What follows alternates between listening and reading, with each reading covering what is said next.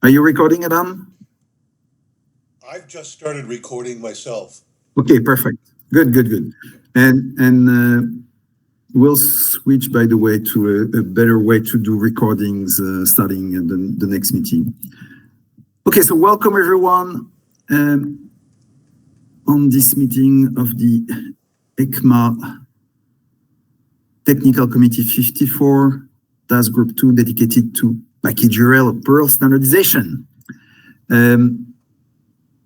As a reminder for everyone, one, the call is recorded. Second, you need to abide by the code of conduct, which is a simple code that we want to be nice to each other.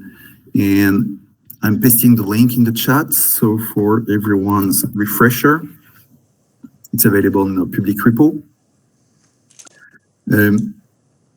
Second thing, I want to make sure everyone has an opportunity to actually add their name in the running minutes. So in the chat, you'll see that there's a document which has the running notes. The notes eventually end up pushed in markdown minutes of the meeting. And as a first agenda item, just want to make sure that everybody is okay with the last meeting minutes. I'm posting the link here. It was very long ago because it was on December 20 last year, almost a month ago. There's been the holiday break. I'm going to share my screen so you have an opportunity to see that. And also, if there's any objections, voice them. Steve, Adam, John, any objections? Anyone with an objection with the meeting notes? No, for me. Good. All right. And then next up is going to be to discuss a agenda item. So quick roll call. We've reviewed the last minutes. In terms of roll call, so Steve, Matt, if you can just add your affiliation or state your affiliation for the record in the meeting minutes. I reckon you're probably with an organization which is a member of Ecma already, so in which case there's no issue. But IBM. Yes, wonderful. Okay, good. Just trying to make sure we respect the rules of Ecma, which want to make sure everyone is properly accounted for. Good. Let's. Man, am I correct? You said IBM? Yes, IBM. That's correct. Thank you. Thanks. Yeah. Okay. Agenda items.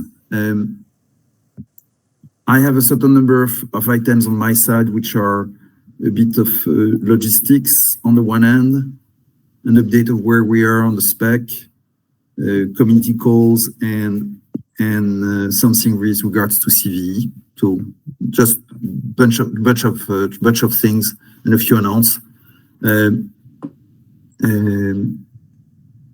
Steve, do you have what do you want to bring up? Any item you want to bring up? Timelines for taking the community documentation that you and the team are working on and ECMAfying that, because that will take some time. To ECMA for part. Okay. Matt, any topic you want to bring up on the agenda? Not today, thank you. Okay. And John?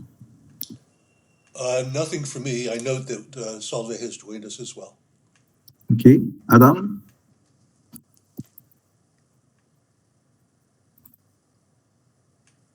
Okay, I'll say no. And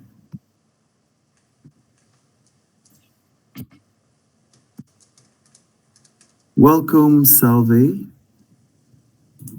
Hello. And Happy New Year. Anything you want to bring up on the agenda? No. Good. Right.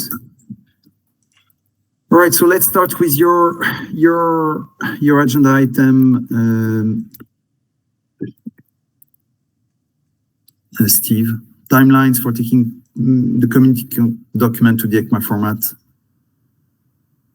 Yeah, I basically just need to know, there's a lot of, besides the specification, there was some other things, the RFC language and a bunch of other things that are in the existing docs that we need to review and come to a consensus on. And then, of course, we still have the Perl spec itself that we need to get into EC markup format so that we can present the final, what we believe to be a final doc to TC54. Okay.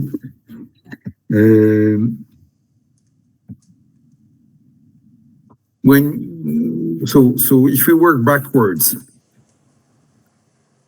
how long do you think this would take? For the Perl spec itself, it's kind of an unknown because I'm not sure how you guys are structuring it yet. Likely a week or so. Okay. For everything else, we need to review the introduction and the RFC language, and I think there's a history section in there as well. We just need to review all that and solidify it. I mean, realistically, that's probably another week just to get all of that fleshed out. Okay. So reasonably, that's something that I don't see happening before at least the first week of February, or maybe the second week of February there. Okay. Just very practically, because the weeks ahead here in Brussels and Europe, there's a flurry of open source events. Yeah. There's FOSDEM, and there's a flurry of open source events around FOSDEM before and after. And it's awesome, but it's also a bit distracting from everything else. And as a practical example, so I'm organizing we're organizing a workshop on open source license and security compliance the day before FOSDEM, which is, I'm putting the link here in the chat for reference. And John, please add that to the meeting minutes for reference. And we need to postpone the next call 2 weeks from now to a week after, just because I'll be with tons of people there that day. And so, okay, so let's shoot for second week of February. And if we can do better, that's better. I'm gonna start to tackle that part. The reference there is something you've already pushed in the repo, or is it somewhere else? No, it's in the it's already in the repo. Good. Yep, and we already have a build process that actually builds from the main branch and deploys the documentation. Yeah.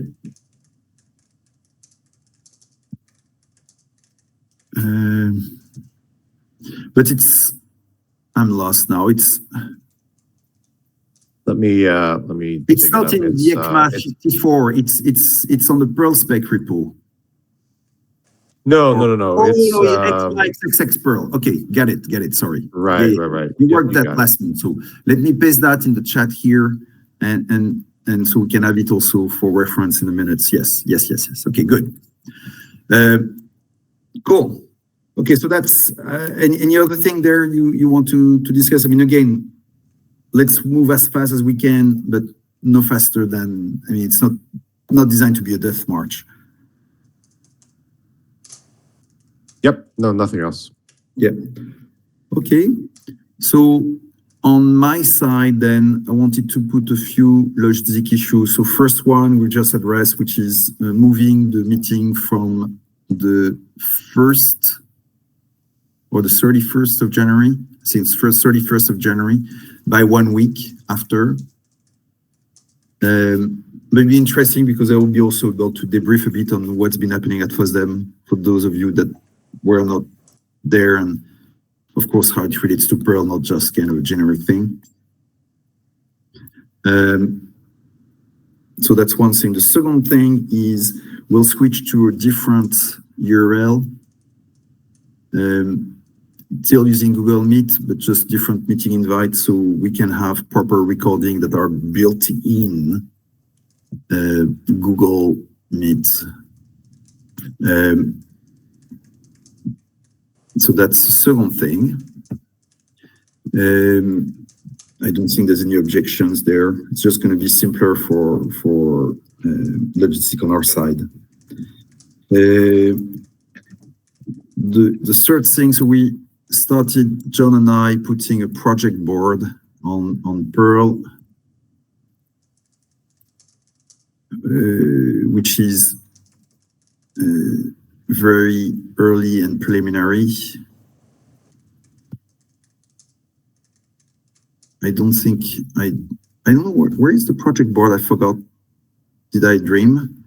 I have it open, let me just find. Oh, no, there it is. Sorry, it's a top-level project board. It's for now private, just for the time that we take the time to organize that.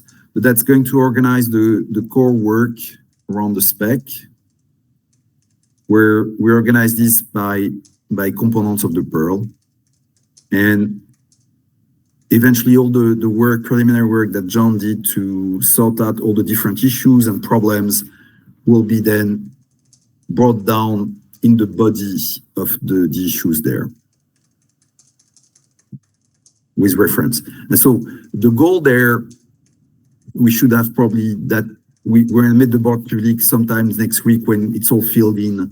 The goal there is to work with the coalition of the willing contributors and aspiring contributors to say, okay, I'm going to work on, clarify the spec for version and come with a PR that is the synthesis of all the different issues and PRs that are there.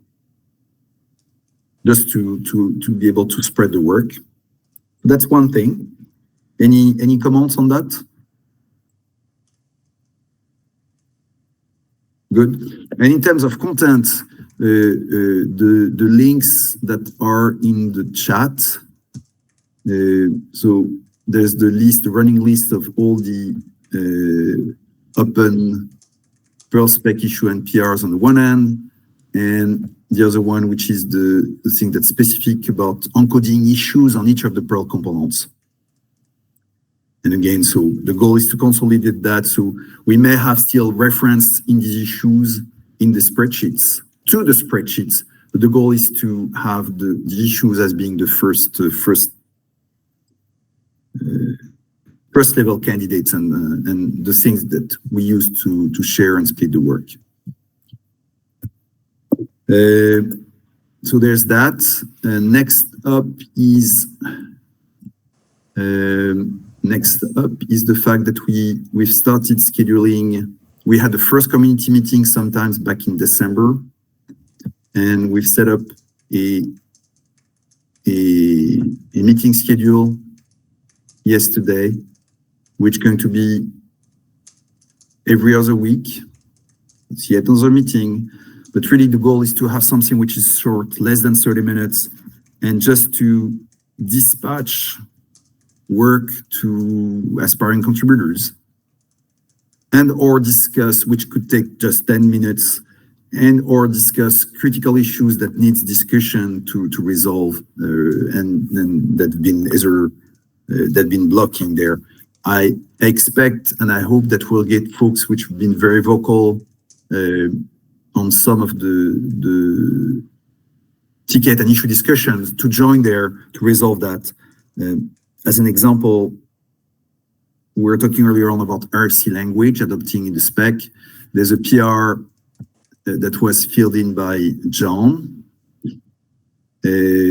specifically to adopt the language of RFC 2119 and 8174, which is the must, should, shall language definitions, which is a good thing to have. And I know what the concerns are with Ecma. Don't worry, Steve. We already discussed it several times. We'll tone it down for the final spec work. But it's important to have that in the spec work for now as an intermediary step for us. The point is we received on something which should have been mostly non-controversial adoption of this language, a large number of comments. Most of them not being strictly related to the language in question. So it's this PR, because of that, it's going to be closed as is, and we're redirecting the efforts on again working components by components to have something that can be moved somewhat quickly without too much community controversy, or at least without having to discuss everything about everything at once, and to be very focused to avoid too much churn and addressing those topics. And in this case, so I expect these members to join. They've been invited, and we'll see how it goes. In all cases, we have to move forward, and we'll move forward component by component. So there's that. Weekly community calls.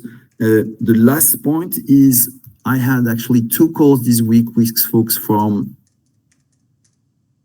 CVE, the CVE organization, not the National Vulnerability Database. And I'm still trying to come to terms to what's the difference between the two, but I think I understand a bit now. So folks of the CVE Quality Working Group invited me to make a presentation on package URL, brief presentation this week, and had tons of questions. They're considering integrating and recommending to the CVE board to add package URL and potentially version range spec as part of the main CVE schema as an alternative to CPEs, which is awesome. So I made the presentation. They have a basin of questions. We've been able to address tens of them. They'll be sharing the details list of questions, and we'll probably have other meetings. And I'll make sure every document that they share, plus the small presentation I've made, is added maybe as an attachment or link to the meeting minutes here.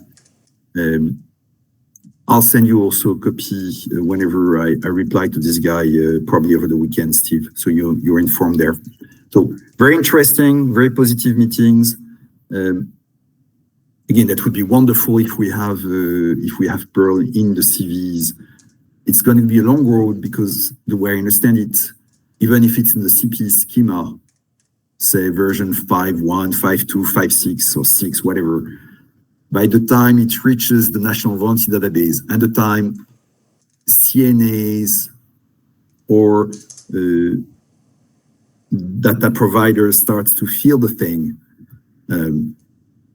it's going to take a while. But, better take a while than never.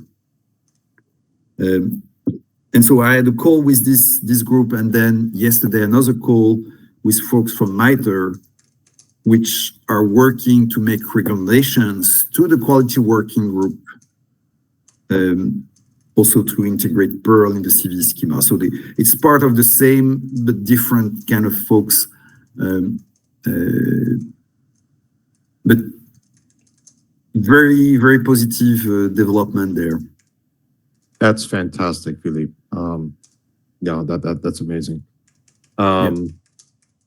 Yeah, I think we need to potentially recommend, based on what package URL is, where its strength lies. Like what CNAs, for example, we would recommend adopting them first. Obviously, GitHub is one CNA. and they could have a major impact on a few things. But there's probably a few others as well. Yeah. But so to take an example of Red Hat, they are publishing SBOMs reasonably massively. It's not a very well-known fact, but these are a bunch of SBOMs that are publicly available.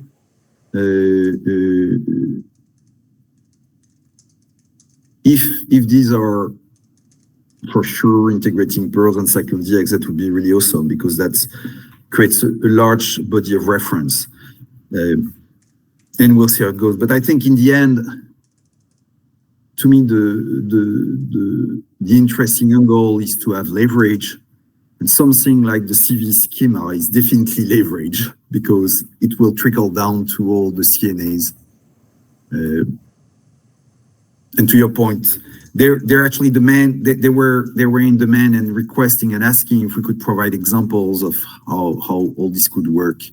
So completely aligned with what you just said.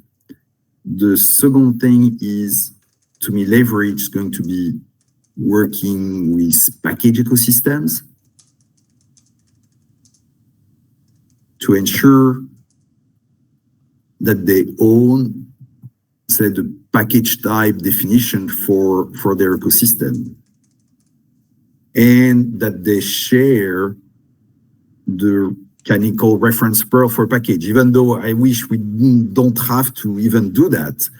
If I make an API to the NPM registry to get the package JSON reference for a given package or package version, having the Perl there in that document would be awesome, because then it becomes just available for everyone. Means that creating a proper CycloneDX SBOM from the assembly of several packages used in a product will be just easy peasy.